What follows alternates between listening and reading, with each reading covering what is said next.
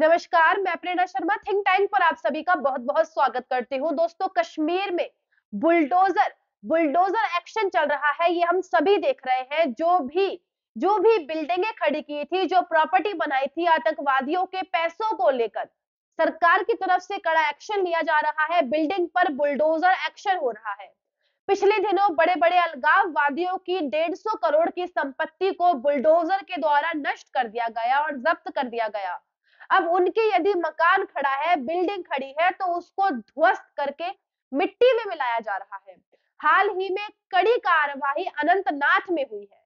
उसके डीएम के आदेश पर ये पूरी कार्रवाई हुई है, क्योंकि क्योंकि मोदी सरकार 2014 में जब आई थी, तो उन्होंने उन्होंने यूएपीए कानून में संशोधन कर दिया है और इस बात का पूरा खुलासा किया है कि किसी को भी आतंकवादी गतिविधि में लिप्त पाया जाएगा, उसको जेल तो होगी, लेकिन उसके साथ-साथ उसकी संपत्ति जब्त कर ली जाएगी। उसका कोई मकान है, बिल्डिंग है, कोठी है, उसे गिरा दिया जाएगा और जो प्लॉट होगा उसे नीलाम कर दिया जाएगा या गरीबों को वहां बसाया जाएगा। और इस नियम के तहत गुलाम नबी खान के एक व्यक्ति जिसका संबंध था आतंकवादी संगठन से, उसके घर पर बुलडोजर चला अनंतनाग में। ये पीओके में रहता था। इसका भाई जो पुलवामा अटैक हुआ था उसमें मिला हुआ था, उसको सुरक्षा बलों ने पिछले साल ही मार गिराया था। लेकिन अब ये भी उसका सहयोगी था और बड़े-बड़े आतंकी संगठनों के साथ ये जुड़ा हुआ था। इसने गांव में एक मकान बनाया हुआ था, अवैध कब्जा किया हुआ था सरकारी जमीन पर। इससे पहले हालत ये थी कि शासन हो या प्रशासन हो, कोई भी अलगाववादियों के विरुद्ध एक शब्द नहीं बोलता था। लेकिन अब जब से मोदी सरकार आई है और योगी आदित्यनाथ की बुलडोजर कार्यवाही वर्ल्ड फेमस हो चुकी है, तब से इन आतंकवादियों पर ताबड़तोड़ एक्शन हो रहा है और इनकी संपत्ति जब्त हो रही है। और पूरा प्रयास है कि कश्मीर को फिर से आतंकवाद मुक्त कराया जाए। सिर्फ कश्मीर ही नहीं, पूरे देश को।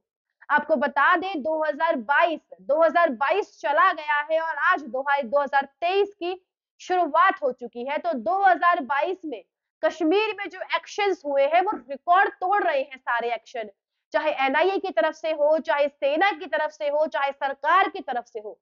वाकई सराहनीय एक्शन है और ताबड़तोड़ बुलडोजर कार्यवाही हुई है। सभी की अवैध संपत्तियों को जब्त कर लिया गया, अवैध निर्माणों को ध्वस्त कर दिया गया। तो वाकई सराहनीय काम हुआ है और 2023 शुरुआत हो चुकी है आज। तो 2023 में भी यही होने वाला है। किसी भी आतंकवादी को सहन नहीं किया जाएगा।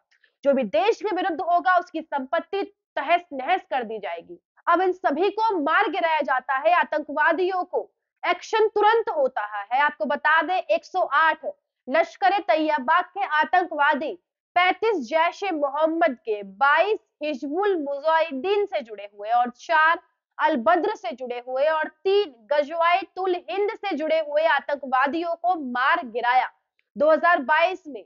इनसे 121 AK-47 राइफल बरामद हुई है और 100 राइफल भी बरामद हुई है, गोला बारूद बरामद हुआ है और तमाम तरीके की ऐसी चीजें वायरल हुई है जो देश में हाहाकार मचाने के लिए काफी था। और ये सारा एक्शन 1 साल के अंदर-अंदर हुआ है।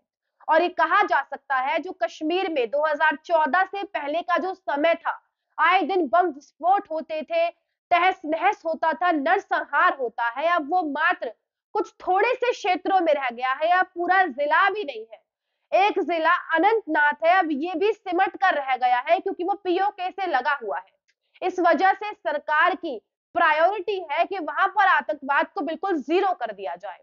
ये बात अलग है कि आतंकवादियों के मंसूबे कई बार पूरा करने के लिए कश्मीर के युवकों को बहलाया जाता है, ब्रेन वॉश किया जाता है और उन्हें अपने साथ संलिप्त किया जाता है। कई बार लालच दिया जाता है पैसों का और उन्हें धार्मिक धार्मिक आधार पर उनका ब्रेन वॉश किया जाता है, उन्हें जन्नत की हूरों का हवाला दिया जाता है, जिसके तहत कुछ युवक होते हैं जो जो आतंकवादी से मिल जाते हैं। लेकिन अब वो चीज भी कम हो गई है। कश्मीरी हिंदुओं को टारगेट करना, हमने कुछ घटना देखी जिस तरीके से टारगेट किया जाता है कश्मीरी हिंदुओं को, की गई और उसके बाद गली मोहल्ले में वो फरार हो गए।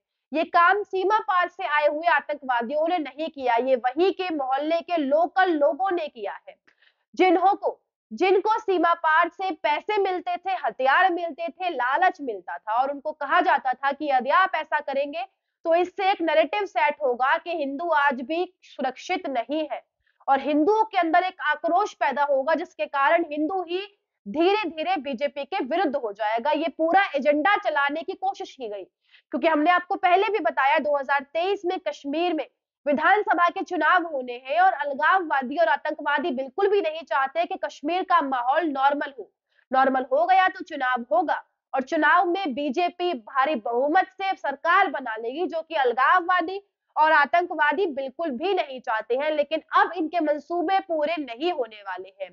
इसीलिए अब जिस तरीके से ताबड़तोड़ एक्शन हो रहा है कश्मीर में वो वाकई सराहनीय है। अब तक दहशतगर्दों को ये लग रहा था कि इन्हें तो कोई छेड़ ही नहीं सकता, लेकिन अब जब वो अपनी इमारतें टूटते हुए दिखाई दे रहे हैं तो इसका मैसेज बहुत बड़ा पाकिस्तान तक जा रहा है और इसीलिए हम दिल ठोक कर कह सकते हैं कि अगले आने वाले कुछ सालों में तो देश का जो हाल होने वाला है और खास तौर से जम्मू और कश्मीर का पूरी तरीके से हालात को बुरी तरीके से कंट्रोल किया जाएगा।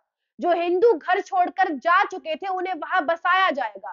प्रायोरिटी आतंकवाद को खत्म करने की, फिर गली मोहल्लों के जो युवक हैं जिन्हें टारगेट किलिंग की जाती है, जिनसे उनकी पहचान करने की और उसके बाद वहां पर लोगों को बसाने की, जो लोग मजबूर हुए थे अपना घर छोड़ के वहां से जाने का, क्योंकि अब सरकार फुल एक्शन में आ गई है।